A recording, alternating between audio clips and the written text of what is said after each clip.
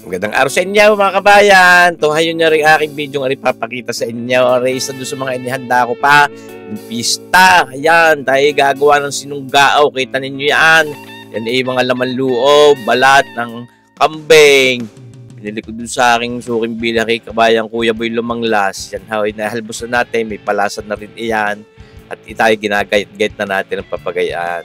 Una natin ginayat yung balat ng kambing. Hindi muna natin hihalo doon sa mga ginayat kong balat at mga laman loob dahil iba ho ang kunat ng balat. Yan yung una natin sasangkutsahin. Sa gagayat-gayatin lang natin papagayaan yung lahat ng lamang loob ng kambing na binili natin, mga kabayan. So, talaga namang aray gintong-ginto din sa mga handaan at mga piyestahan. Ngayon, tayo ay magpapainit na niyang ating magic book na tayo tayo na magluto niyang ating sinunggaang. Una yung ating sasangkutsahin yung ating ginayat na luya, pampatanggal umay at pampabango din. No? Mininslaan natin ang pinong-pinong gayon. Hindi na ho, hihirangin. Merong ibang nagagawa ng gayon sinunggaang ay malalaki ang gayat. Ay di pinipili pa. Ayan. Subo na lang na subaw. Yan ho. Sinasahog na rin natin yung ating bawang. Yan, napakabango din naman.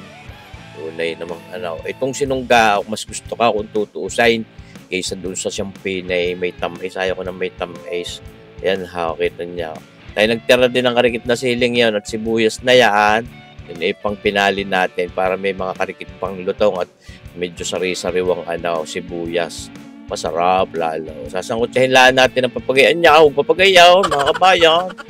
Pamintahan din. Marami-ramay para mas mabangaw at mas masarap. Yan, nakikita. Dagimay. Pero ayos lang ho ang dami. Ngayon, itong ating paalat, hindi itong ating extra virgin anchovy extract na yan. Pikene may naman. Ngayon, una nating sasangkutsahin yung balat. Yan yung pagkakahalbos ng balat na yan, hindi pa ho yan talagang malambot na malambot. At pangit ho, pagka sobrang lambot na yung balat na yan, kailangan ho maligat yan, mga kabayan.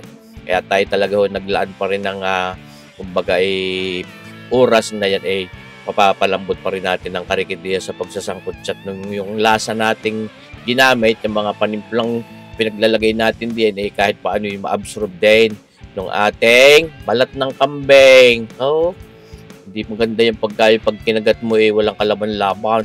Maganda na laban din ng karikit sa pagkagat. Ngayon, isinahog na rin natin itong ating mga laman loob, yung sari-sari. Mga kabaya, kompleto yung mga piyesang ating binili doon kay Kuya Boy Lumanglas doon sa New Public Market, Batangas City. Ayan. Yun isa ni paghahatiin ko pa at yung kalahati gawin ko pang champagne. Ay mas maganda ho at mas matibay ho sa panes. Yan, mga kabaya. Wala tayong ilalagay din mga tomato sauce o kung mga patambis na mga ketchup. Ayan. Yan ho'y napakadali pating lutuin. Mas simple ang panimplalaan natin. Yung patis na ilagay natin, tapos suka, paminta, may karikit na asukal, pwede din wala. Ngayon ating sinasabawan at nang hindi magdikit-dikit iyan. Yung iba yung gusto yung mas maraming sabaw, pero ako naman yung nagsasabaw din, hindi ko naman yung pinakakadamihan.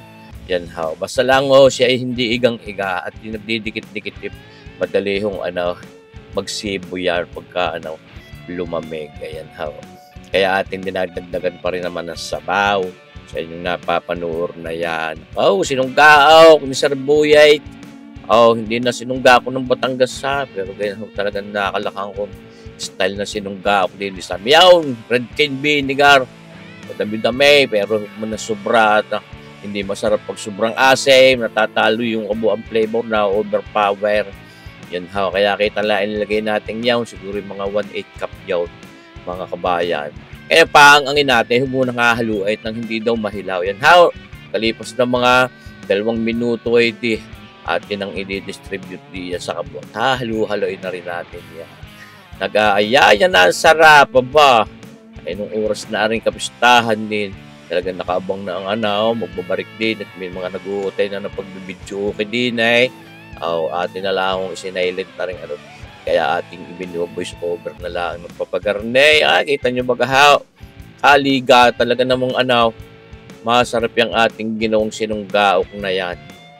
Mura-mura din naman ho ang kilo kumpara sa karne ng kambing. Yan ho, Pagka bibilhin nyo sa palengke, 270 ang kilaw niyan. Hindi halo-halo na yaw, mga kabayan.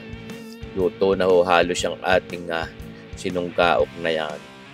Yan. Kaya nakapag-subok ng lumuto na yung sinunggaok, ay talagang pagkasabarikan. Pag ang mga inumin ay mga hard, o mga hinibra, mga brandy, mga whiskey, ay talagang panalong-panalo ho yan.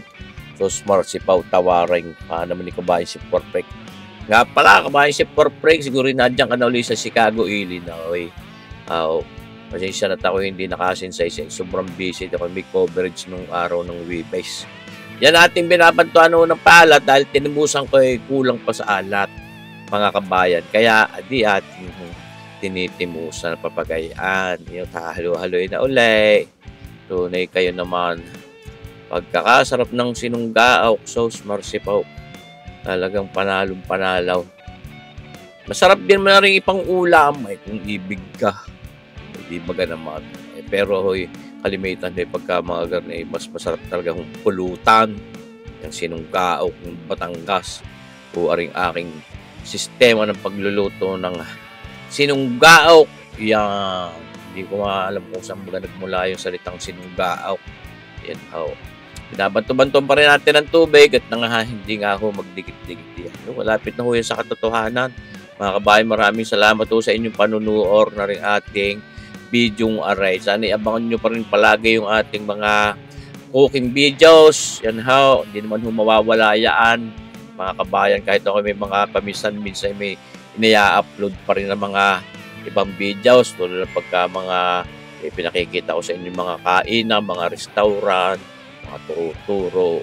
Yan. May mga rides, gayaan, pagmamotor namin. No, para may pambasag ha, kumbaga pampalitaw. Ayan. Pero yan yung ating lagi kayong may maasahang cooking videos ko. Yan. Sinahog na natin, itinira natin mga silisiling iyon at saka sibuyas. Hahanguin na natin. Kaya yun halos hilaw-hilaw pa. Pagkain nyo din ang takan malutong-lutong.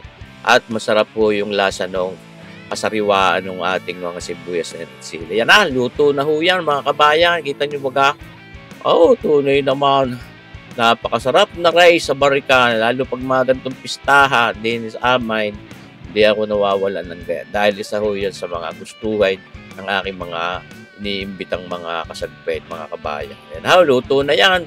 Salamat sa inyong panunood mga kabayan. Mabuhay po tayong lahat. Tayo laging sana nasa mabuting kalalagayan ng ating mga kalusugan. Ayan, mga kabayan, ay tumawag lang lagi sa ating Panginoon. Siya po yung laging nakikinig at nagkakaluob ng ating mga kahilingan. Yan po yung danas na danas ko na. Kaya maraming salamat po sa ating Panginoon. Ayan, sana po pare-parehong kayo ng ating maging kaisipan. Buhay tayo. God bless!